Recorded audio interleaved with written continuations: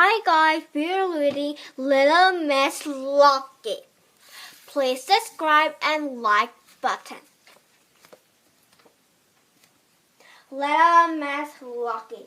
Little Miss Lucky lived on the top of a hill in Horseshoe Country.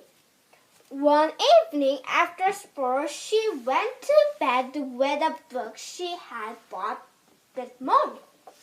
She loved to read, and the place she loved to read most was in bed. Do you like reading in bed? Lots of people do.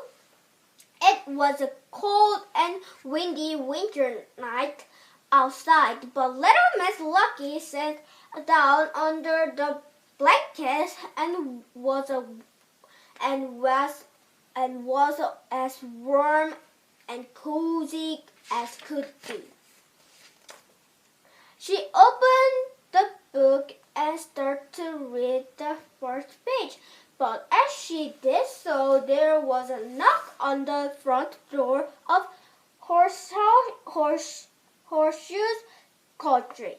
Knock, knock, knock! Oh, bother, she thought to herself. Who can that be at this time of night? Knock, knock, knock! There it was again. She put her book down, got off her bed, and went downstairs to see who was there. Little Miss Lucky unlocked the door and opened it, but there was nobody there. She peered outside. Nobody. She went outside. Nobody. Then suddenly there was a huge gust of wind and the door began behind her. Bam! She nearby jumped out of her skin. She tried to open the door, but it had locked itself and she couldn't open it.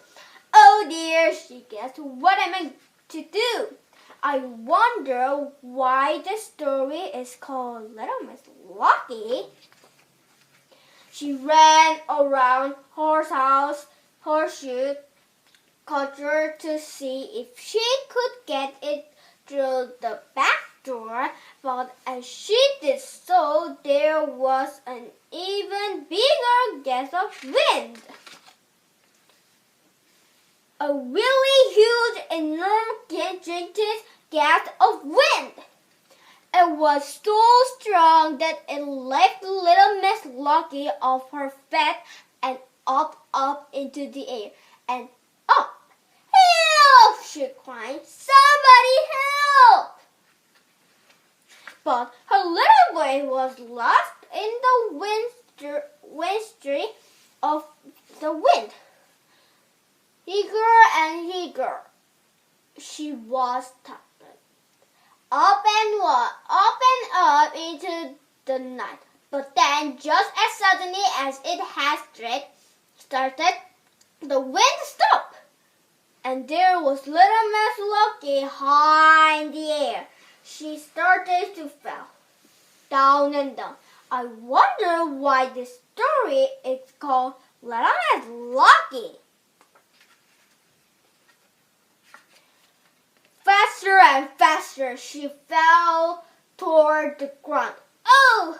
She landed in a haystack in the corner of a field.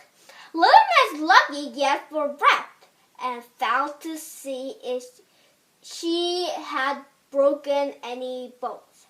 But the haystack had caused her fall. And apart from feeling very frightened, she was all right.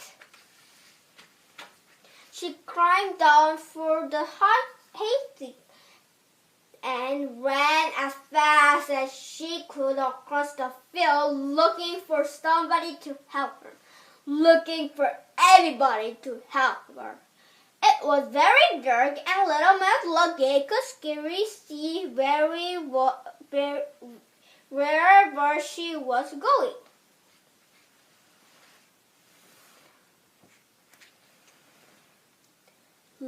There was a tree in the middle of the field, and Little Miss Lucky tripped over one of its roots.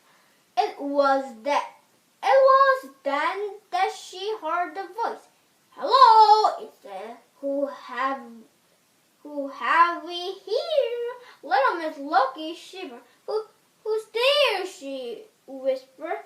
"I," chuckled the voice, "am the mulberry tree." And as Little Miss Lucky looked at the tree, she saw that it had a face. Not the sort of a face you would like to see on a cold, dark, windy winter night. I wonder why this story is called Little Miss Lucky. The tree grinned and reached out one of its branches. "Ooh!" Little Miss Lucky jumped to her feet and ran away as fast as ever her legs could carry her, as far away from that tree as possible. But as she ran, she heard a noise behind her. Thump, thump, thump. She looked over her shoulder and couldn't believe her eyes. Thump, thump, thump. The tree was chasing her. Oh, she ran faster than ever. Thump, thump, thump. But the tree was getting closer. Thump, thump, thump. Little Miss Lucky stopped and shut her eyes tight. Thump. I wonder why this story is called Little Miss Lucky. Thump. Little Miss Lucky opened her eyes wide. The book she had been reading in bed had slipped from her finger and fell onto the bedroom floor. Thump! She had fallen asleep reading her book. It had all been a dream. No knock at the door, no trouble wind, no winter tree. A dream. And now you know why this story is called Little Miss Lucky, don't you? And it's the end of Little Miss Lucky. Bye-bye.